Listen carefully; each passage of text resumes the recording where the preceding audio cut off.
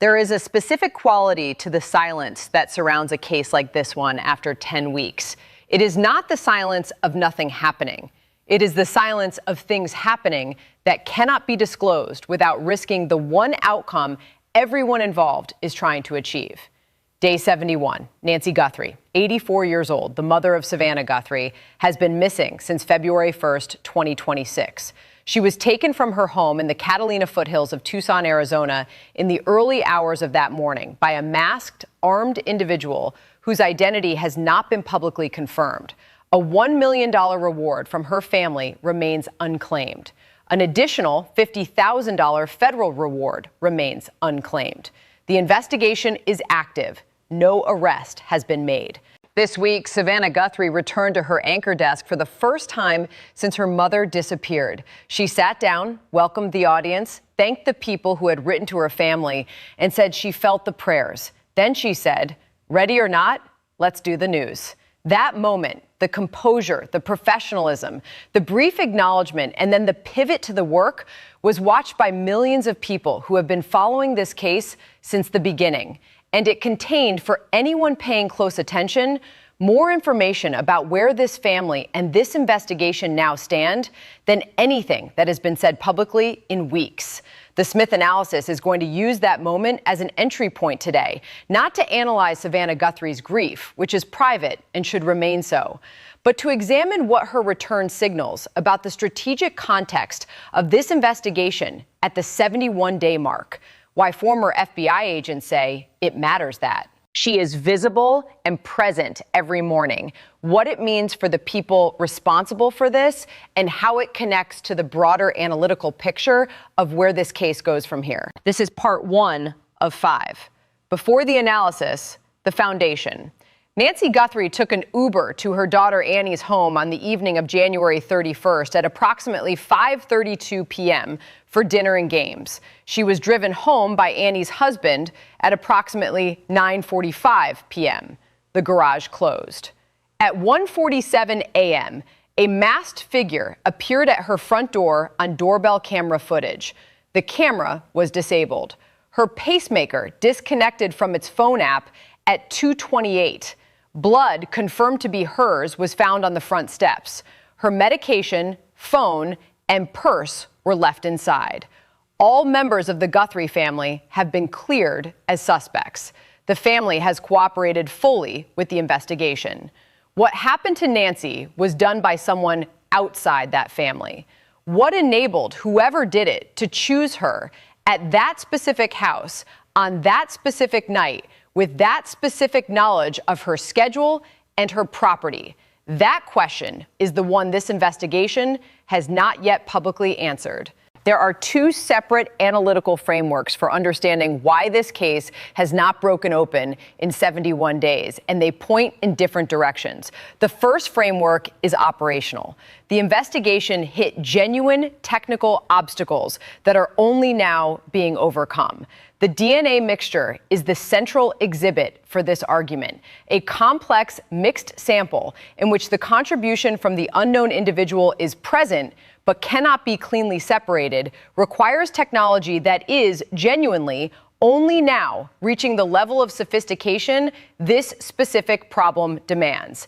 Deconvolution for SNP-based forensic analysis has been a recognized limitation since this methodology entered forensic use around 2018. The development of software and hardware to address it has been ongoing. This case appears to have accelerated that development. That is not an excuse. It is a technical reality. The signal sniffer technology deployed to detect Nancy's pacemaker signal represents a genuine investigative frontier. The challenge an expert described as finding a small object in a backyard with a microscope. The precision required, the proximity demanded, the conditions that can block the signal is real. The absence of a confirmed detection after 71 days does not mean the device has not been searched for. It means the search has not yet produced a confirmed result. The cell tower data, the blockchain forensics on the Bitcoin wallets, the genetic genealogy work that will follow if a clean DNA profile is eventually obtained. These are all running simultaneously, and each of them is subject to its own timeline that does not yield to public pressure. The second framework is institutional. The investigation was compromised in its earliest hours in ways that limited what the later technical work can produce. This framework is supported by on-record statements from former law enforcement professionals who have been specific about what they observed. According to an insider account shared with a national reporter covering this case, the supervisor assigned to lead the investigative response on February 1st had allegedly never led a homicide investigation. That leadership gap shaped how the scene was classified as a search and rescue rather than a targeted kidnapping. And that classification determined who had access, when specialized forensic units arrived, and which surfaces were protected before foot traffic and subsequent vehicle access could alter them. Former FBI Evidence Response Team agent Maureen O'Connell looked at drone footage of the property and raised a concern that falls squarely into this second framework. She said she did not see evidence of forensic tire impression work being conducted on the circle driveway, the decomposed granite surface at the front of the property, where she professionally assessed that the vehicle staging a removal operation would most logically have been positioned. She was careful, appropriately so, to note she could not confirm from the footage alone that the work was not done at a time when cameras were not overhead. But her concern is both technically grounded and practically significant. Both frameworks are probably partially true. Technical obstacles are real. Institutional failures in the first 48 hours also appear to be real. And the two together are the most complete explanation for why Day 71 looks the way it does. Let us stay with the forensic picture for a moment, because this week produced specific expert observations that deserve careful treatment.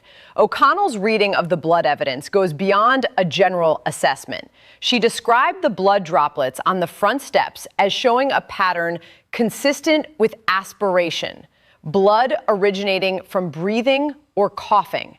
The droplets are circular and evenly spaced, suggesting vertical fall from a source above the impact point rather than a horizontal impact.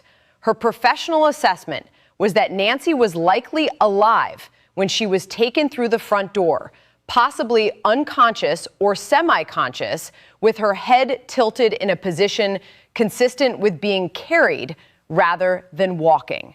That detail, that Nancy was alive at the exit point based on the blood pattern, is the most significant thing a forensic examiner has said publicly about her condition in weeks.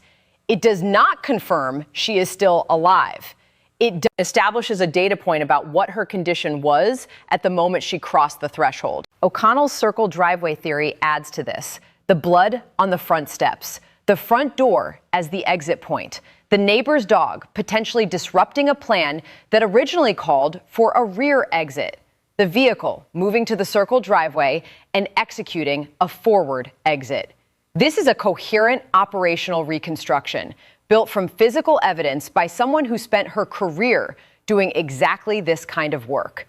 The decomposed granite surface of that driveway is the forensic challenge at the center of the reconstruction. The Smith analysis wants to spend a moment on what this surface actually represents in practical terms, because it is genuinely one of the less discussed technical problems in this case. Decomposed granite is not a sealed surface. It shifts. It compresses under pressure, but does not retain that compression indefinitely. Desert wind moves it. Other vehicles disturb it.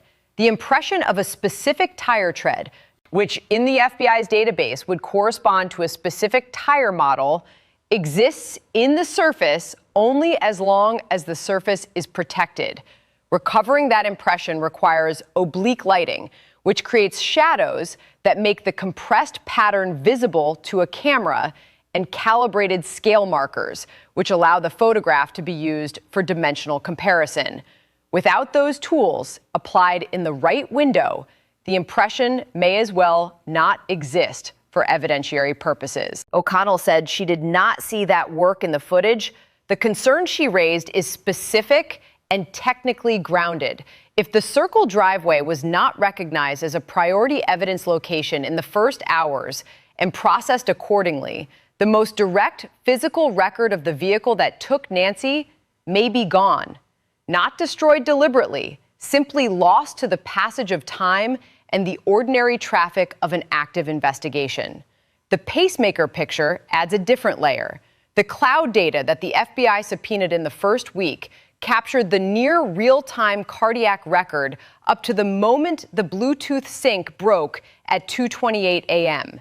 The internal record of the device continued beyond that point. What the FBI has been analyzing for 71 days includes both the pre-sync and whatever the device recorded afterward. The analytical work involves cardiologists, device engineers, and FBI analysts working with time-stamped cardiac data that logged every physiological event Nancy experienced during and after those 41 minutes. What that data shows has not been disclosed. The Smith analysis reads that non-disclosure as strategic rather than empty. In a case with this level of public attention, investigators who have nothing do not stay silent because silence costs them nothing. They stay silent because what they have would compromise the investigation's ability to use it. The absence of disclosure about pacemaker findings is itself a data point. The retribution theory deserves more serious, extended treatment than it has received in most public coverage of this case.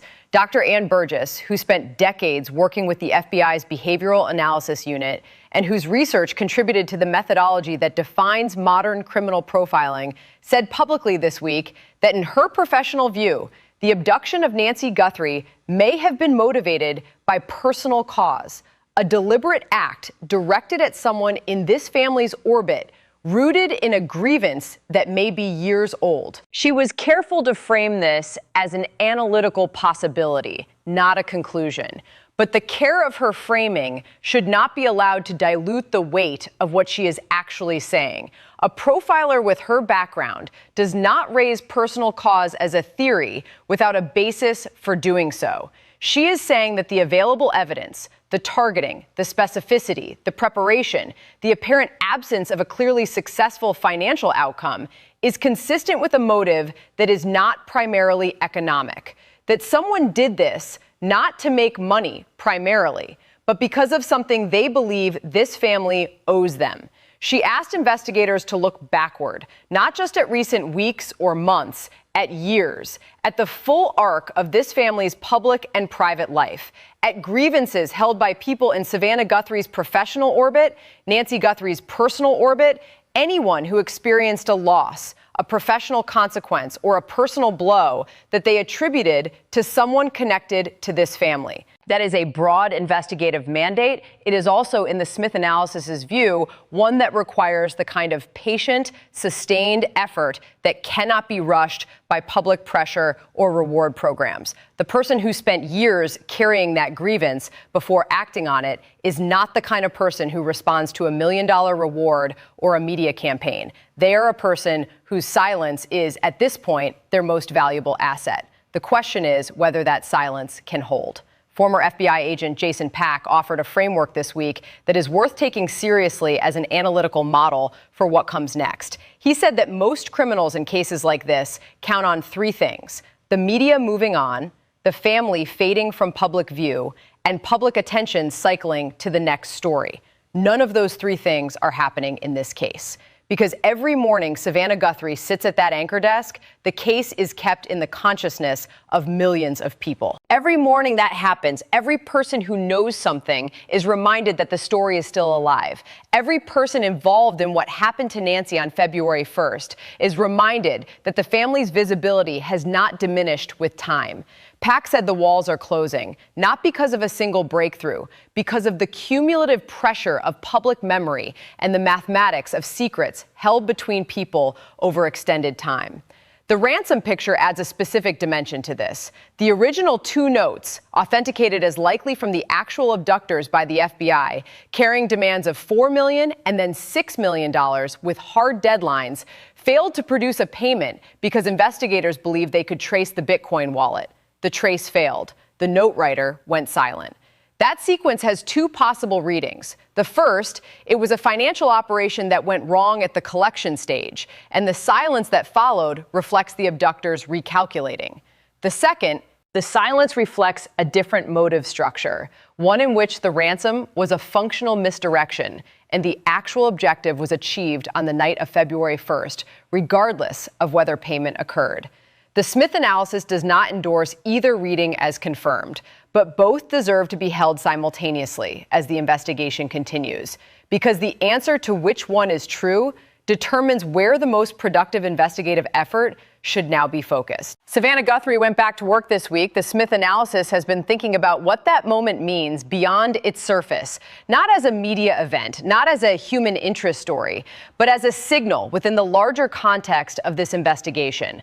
Her colleagues at the Today Show were briefed before she arrived. They were given instructions about how to receive her, how to handle the morning, how to acknowledge what she has been carrying without making the broadcast itself about it. A source familiar with the situation described Savannah as having battled an emotional roller coaster leading up to the return. That is not surprising. It is honest. What Savannah Guthrie chose to do when she walked into that studio is the thing that former FBI professionals are specifically identifying as one of the most powerful tools available in this investigation. She chose visibility. She chose to return to a national platform and to be seen every morning by millions of people who have been following this case. She chose not to retreat from public view, and that choice is not neutral. For the people responsible for what happened to Nancy, Savannah's return to work represents the permanent failure of the strategy most criminals rely on in extended cases. They waited for the story to fade. It has not faded. They counted on the family retreating from public life. The family has not retreated. They operated on the assumption that time is an ally that erodes public attention. In this case, time is working against them instead. The Smith analysis wants to close today with something that is easy to lose in the forensic details and the analytical frameworks and the evidentiary threads. Nancy Guthrie is 84 years old. She has lived in the Tucson area for more than 5 decades. She raised 3 children after losing her husband at 49. She built a life that was quiet and private and sustained by the kind of daily routines, the church service on Sunday mornings, the mahjong, the independence of ordering her own Uber rides that most people who live quietly take for granted. She was taken from that life on a February morning by someone who had planned it for weeks, who had come to her property once before to prepare, and who chose her not because of anything she had done, but because of who she was connected to and what taking her could accomplish. The blood on her front steps tells investigators she was alive when she was taken through that door. What happened after that has not been publicly confirmed. What the pacemaker recorded in the minutes and hours after the sink broke has not been disclosed. What the DNA mixture inside her home will eventually yield is the subject of a technology race being run by private companies and university researchers who have made this case their priority. The tip line is 1-800-CALL-FBI. Anonymous submissions at tips.fbi.gov. The reward is $1 million. Active, no identification required. 71 days of silence. Not the silence of nothing happening. The silence of something building toward a surface. The Smith analysis will stay with this case for as long as it takes, because Nancy Guthrie deserves to be found, and the people who took her deserve to be named.